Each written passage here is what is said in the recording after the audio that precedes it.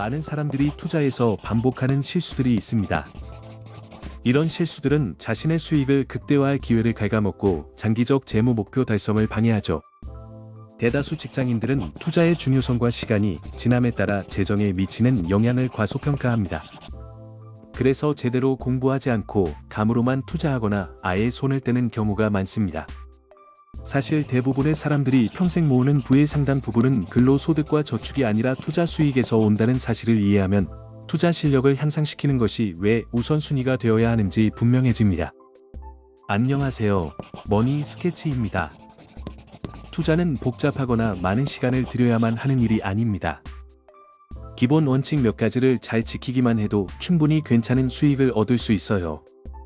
오늘은 투자자들이 자주 저지르는 대표적인 8가지 실수를 하나씩 짚어보고 같은 실수를 반복하지 않도록 실용적인 대안을 제시하려 합니다.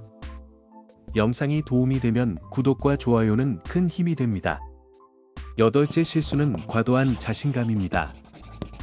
시장을 꾸준히 이길 수 있다고 믿는 느낌은 분명 짜릿하고 힘이 되지만 실제로 그 능력을 갖춘 사람은 극소수에 불과합니다. 한두 번 운이 좋아서 특정 종목으로 수익을 낼 수는 있지만 그 성과를 반복해서 시장을 지속적으로 이겨낼 확률은 매우 낮습니다. 현실적으로는 전문적인 지식과 철저한 분석 능력이 없다면 시장을 이기는 전략은 도박에 가깝습니다. 주식이나 다른 자산을 분석하려면 리스크를 이해하고 자산의 적정 가치를 판단하는 능력이 필요합니다. 직관이나 느낌만으로 투자 종목을 고르는 것은 단순한 도박에 불과하고 대부분 손실로 끝나기 쉽습니다. 만약 높은 수준의 확신을 갖고 종목 가치를 산정할 능력이 없다면 자신이 잘 알고 수익을 낼 수 있는 영역에 머무르는 편이 낫습니다. 기업의 재무 구조, 산업의 경쟁 구도, 향후 현금 흐름 등 기본 분석을 소홀히 하면 언제든지 큰 손해를 볼 수 있습니다. 7째 실수는 수수료를 과도하게 지불하는 것입니다. 수수료 자체가 포트폴리오를 망하게 하지는 않지만 시간이 지날수록 누적 효과가 포트폴리오 가치를 상당히 깎아먹습니다. 그렇다고 해서 수수료 때문에 투자를 아예 미루는 것은 옳지 않습니다. 국내에도 운용 보수가 낮은 옵션이 늘어나고 있고 과거에는 비용이 높았던 인덱스 추종 상품도 삼성자산운용이나 미래에셋자산운용 같은 운용사에서 합리적인 수준으로 제공하고 있습니다. 이 수수료는 흔히 운용 보수라고 부르며 포트폴리오 가치에 비례해 부과됩니다. 예를 들어 연 0.3%의 운용 보수를 내는 포트폴리오가 약 13억 원이라면 연간으로 대략 연 약 390만 원이 빠져나갑니다. 그리고 증권사들은 거래할 때마다 커미션을 붙이기도 하는데 최근 5년에서 10년 사이에는 이런 커미션을 면제하는 곳이 늘어났습니다. 토스증권이나 카카오페이 증권 같은 플랫폼형 증권사들은 저렴하거나 무료로 거래를 제공하는 경우가 많으니 거래 비용을 줄이고 싶다면 증권사 선택을 바꿔보는 것도 방법입니다. 다만 일부 증권사는 아직도 거래 수수료를 받으니 가입 전 확인은 필수입니다. 거래 수수료를 계속 내는 증권사에 머무를 이유가 없습니다. 특히 시장이 조정을 받을 때나 경기 침체가 왔을 때 감정에 따라 사고 파는 습관은 투자자에게 매우 큰 손실을 입힙니다. 자산이 오르면 기분이 좋아 더 사게 되고 반대로 떨어지면 공포에 질려 팔아버리죠. 하지만 일반적인 경험칙은 가격이 하락할 때 매수하는 쪽이 유리하다는 것입니다. 감정이 투자 판단을 좌우하면 타이밍을 놓치고 손실을 확정짓기 쉽습니다. 감정은 언제 사고 파는지 뿐 아니라 어떤 자산을 선택하는지에도 영향을 줍니다. 화제가 된 종목이나 과대 광고된 투자처에 휩쓸려서 철저한 조사 없이 뛰어들기 쉽습니다. SNS나 온라인 커뮤니티에 과열된 기대감, 이른바 포모 현상에 휩쓸려 위험을 과소평가하는 경우가 많은데요. 큰 수익의 가능성만 보고 합리적 위험 대비 보상을 따지지 않으면 결국 후회할 가능성이 큽니다. 5째 실수는 남들이 모두 사는 것을 따라 사는 것입니다. 어떤 투자처가 너무 인기여서 모두가 사는 상황이라면 그 가격은 이미 최고점에 도달했을 가능성이 큽니다. 흔히 택시 기사님도 그 투자 얘기를 하면 시장은 이미 과열되었다는 속담이 있는데요. 실제로 대중의 관심은 보통 가격이 오른 뒤에 몰립니다. 핵심은 그런 관심이 표면화되기 전에 기회를 찾는 것이지만 개인이 항상 그런 종목을 찾아낼 시간이나 역량이 있는 것은 아닙니다. 그래서 만약 시장을 앞서갈 자신도 시간을 들여 기회를 발굴할 여유도 없다면 넓은 범위를 추종하는 지수펀드나 코스피 200 FTF 같은 상품에 투자하는 것이 더 현명합니다. 이런 방식은 개별 종목의 과열을 피할 수 있게 해주고 장기적으로 시장 평균 수익을 누리는 가장 단순한 방법입니다. 특히 초보자라면 분산 투자가 갖는 장점을 이해하고 지수 추종에 무게를 두는 편이 실패 확률을 낮춥니다. 네 번째 실수는 반드시 시장을 이겨야 한다고 생각하는 것입니다. 시장을 이기는 사람이 되는 것은 물론 대단한 성취이고 워런 버핏처럼 그렇게 부를 쌓은 사람도 있고, 하지만 대부분의 사람들에게는 시장을 반복적으로 이기는 것은 지나치게 비현실적이고 불필요한 목표일 수 있습니다. 매번 훌륭한 투자 대상을 골라내려면 그만큼의 시간과 열정, 집중이 필요한데 직장 생활을 하면서 그 수준의 연구를 지속하는 것은 결코 쉬운 일이 아닙니다. 워런 버핏은 알려진 대로 하루 대부분을 독서와 학습에 할애한다고 합니다. 정규 업무와 가족 생활로 바쁜 직장인이 그와 같은 생활을 하기는 현실적으로 어렵습니다.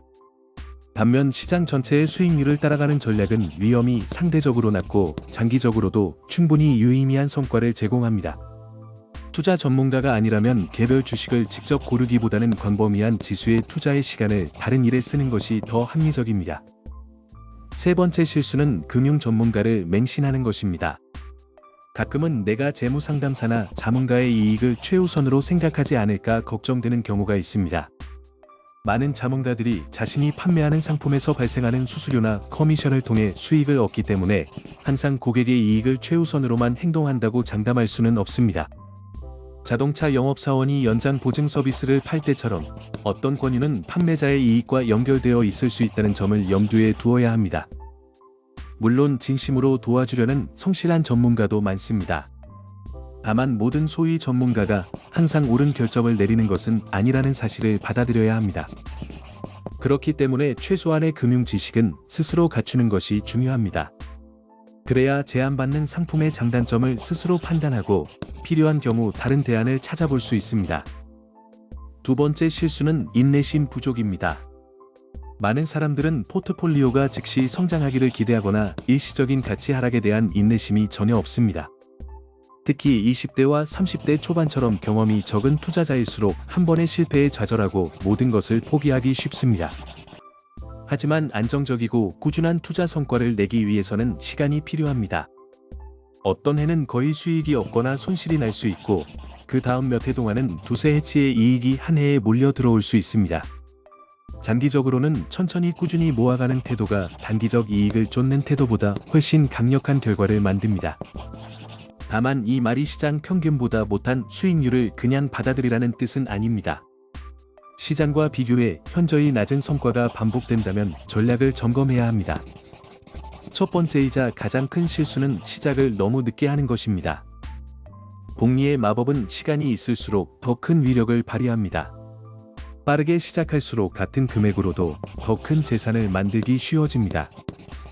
그런데 많은 사람들이 투자 금액이 충분히 커질 때까지 혹은 모든 조건이 완벽해질 때까지 시작을 미루는 경향이 있습니다. 그럴수록 기회비용이 커지고 복리 효과를 누리지 못하게 됩니다.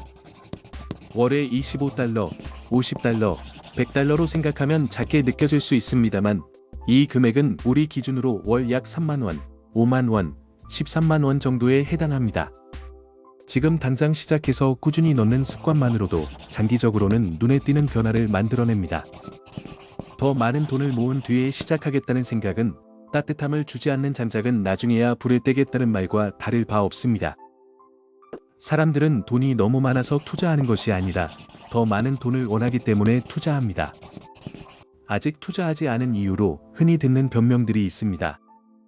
돈이 충분하지 않다, 무엇에 투자해야 할지 모르겠다 같은 이야기들이죠. 다행히도 거의 누구나 작은 금액으로 투자할 수 있고 합리적인 수익을 기대할 수 있는 방법이 있습니다.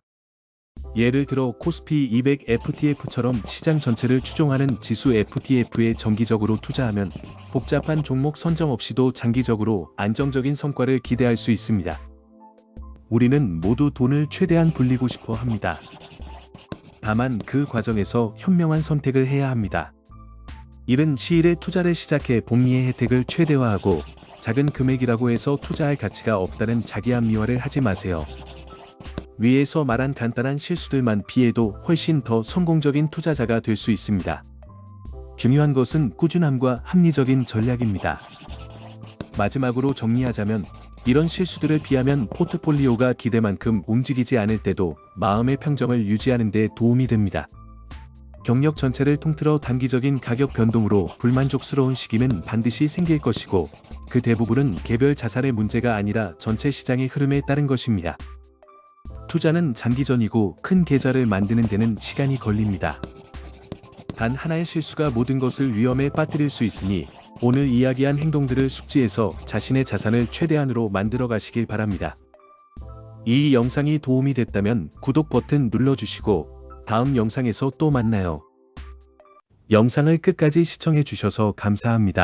채널 구독과 알림 설정으로 저희 제작팀을 응원해 주세요. 여러분의 하루에 늘 평안이 함께하길 바랍니다.